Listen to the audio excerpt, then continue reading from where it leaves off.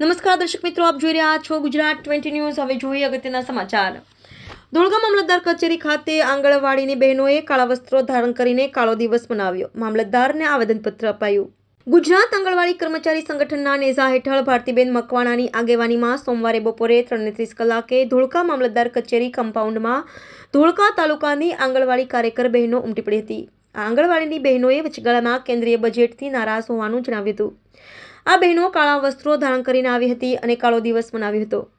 તેઓ તેમના માનદ વેતનમાં વધારો ન થવાથી નિરાશ હતા। આંગણવાડીની બહેનોએ સૂત્રોચ્ચાર કર્યા હતા અને તેમની માંગણીઓ પૂરી કરવા માંગ કરી હતી।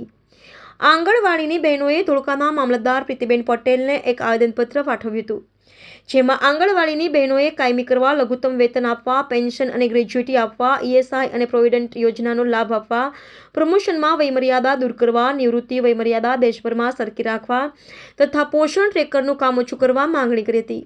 આંગણવાડીની બહેનો ધોળકા મામલતદાર કચેરી ખાતે ઉમટી પડતા કાયદો અને વ્યવસ્થાની સ્થિતિ જળવાઈ રહે તે માટે ધોળકા ટાઉન પોલીસ દ્વારા જરૂરી પોલીસ બંદોબસ્ત ગોઠવવામાં આવ્યો હતો।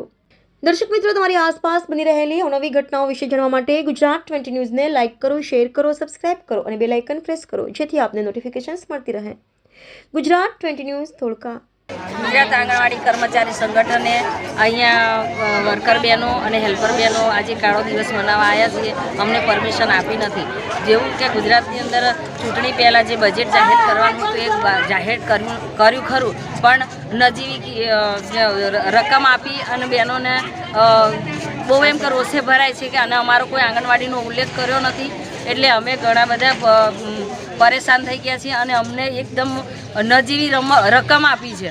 એટલે અમે જે બજેટ આપ્યું છે એને અમે વખોડીએ છીએ અને અમે એની હોળી કરવા માગીએ છીએ, કારણ કે અમે આજે પૂરેપૂરું ભાણું જમવાનું હોય અને એની અંદર ફક્ત ને ફક્ત તમે શાક આપી દો તો એ પૂરેપૂરું શાક કંઈ જરૂરી નથી, પણ પૂરેપૂરું ભાણું જોઈએ। ભાણું તો નહીં, એટલીસ્ટ અમે 5 વર્ષ પછી પણ અમે સરકાર સામે, કેન્દ્ર સરકાર સામે રજૂઆત કરી અને વધારો તો માગી શકીએ ને। બીજી ઘણી ઇતર કામગીરીઓ હોય છે, મોબાઈલની કામગીરી હોય છે, ગામની ઘણી બધી કામગીરીઓ હોય છે, એ બધી અમારા પર થોપી દેવામાં આવે છે।